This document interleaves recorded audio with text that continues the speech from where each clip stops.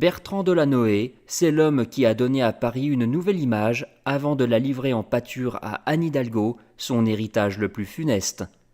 Maire de la capitale pendant 13 ans, il a été le grand rénovateur, l'initiateur des berges piétonnes, des Vélib et du Paris festif.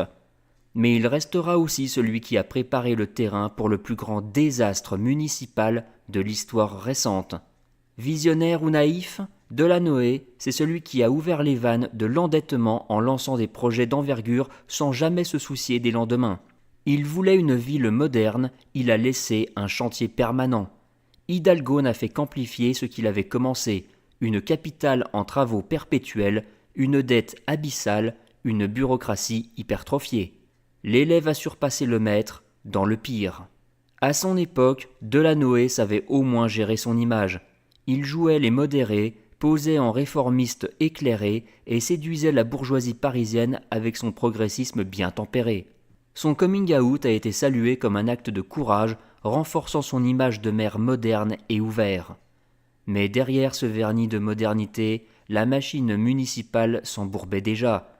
L'inflation des dépenses, l'explosion du nombre des fonctionnaires, les chantiers sans fin, tout était déjà en place. Aujourd'hui, Delanoë est rangé des voitures, spectateur de l'œuvre qu'il a lui-même initiée. Il voulait moderniser Paris, il a pavé la voie pour sa descente aux enfers.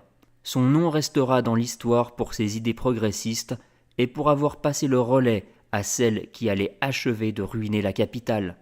Un héritage bien lourd à porter, même pour un socialiste.